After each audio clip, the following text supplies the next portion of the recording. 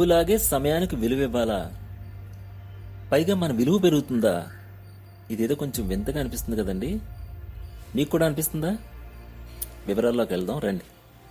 సమయం డబ్బు కన్నా విలువైనది. దాన్ని వాడుకోవడంలో విఫలమైతే ఏ విజయం మన దరిచేరదు. సమయానికి ఉన్న ప్రాముఖ్యత గురించి తెలుసుకుందాం రండి. ఒక ఉదాహరణతో మొదలు పెడదాం, సరేనా? మీకొక బ్యాంక్ అకౌంట్ ఉందనుకోండి. అందులో ప్రతిరోజు 86,400 రూపాయలు మాత్రమే డిపాజిట్ అవుతాయి. ఏ రోజుకా రోజు డబ్బు అకౌంట్లో పడుతూనే ఉంటుంది. కానీ ఒక రోజు పడ్డ డబ్బు మరో రోజుకు ఉండదు. ఆ రోజులో మిగిలిన డబ్బంతా వృధా అయినట్టే. మీరు ఖర్చు పెట్టలేకపోయినా డబ్బంతా సాయంత్రం కల్లా మాయమైపోతుంది. దీనికి పరిష్కారం ఏంటి? డబ్బు వృధా కాకూడదంటే ప్రతిరోజు డబ్బులు తీసుకుని సరిగ్గా ఖర్చు పెట్టడమే కదా, అంతేనా? మనలో ప్రతి ఒక్కరి దగ్గర అలాంటి అకౌంట్ ఒకటి ఉంది. దాని పేరే సమయం. మీరు మీ రోజును మొదలు పెట్టేటప్పుడు మీ అకౌంట్లో 86,400 సెకండ్లు ఉంటాయి. అంటే 24 గంటలన్నమాట. మీరు ఆ రోజు ఉపయోగించుకోలేకపోయిన సమయం అంతా వృధా అయినట్లే.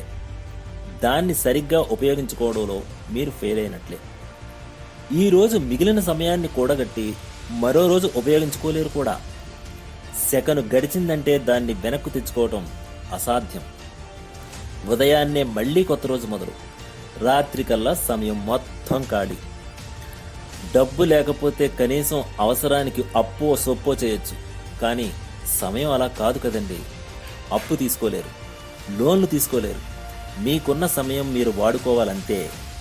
మీకున్న విలువైన క్షణాల్ని ఎక్కడ దేనికోసం ఖర్చు పెట్టాలో చాలా తెలివిగా ఆలోచించాలి. డబ్బు ఎలాగైతే ఆచితూచి ఖర్చు పెడతామో సమయం అంతకన్నా విలువైనది కాబట్టి దానికి మరింత విలువివ్వాలి. ఏదైనా పని చేయడానికి సమయం ఉండట్లేదు అంటే మీరు దానికి ప్రాధాన్యత ఇవ్వడం లేదనే అర్థం. పని కోసం సమయం కేటాయిస్తే సంతృప్తి దొరుకుతుంది. వ్యాయామం కోసం సమయం కేటాయిస్తే ఆరోగ్యం దొరుకుతుంది. నవ్వడానికి సమయం కేటాయిస్తే ఆహ్లాదాన్ని ఇస్తుంది. చదవడానికి సమయం కేటాయిస్తే వ్యక్తిత్వాన్ని మెరుగుపరుస్తుంది. ఇతరులకు సేవ చేయడానికి సమయం కేటాయిస్తే ఆనందాన్ని ఇస్తుంది. మనసును ఆలోచనల్లో నిమగ్నం చేసేందుకు సమయం ఇస్తే మేధాశక్తి పెరుగుతుంది. ప్రార్థించడానికి సమయం కేటాయిస్తే మనశ్శాంతి దొరుకుతుంది.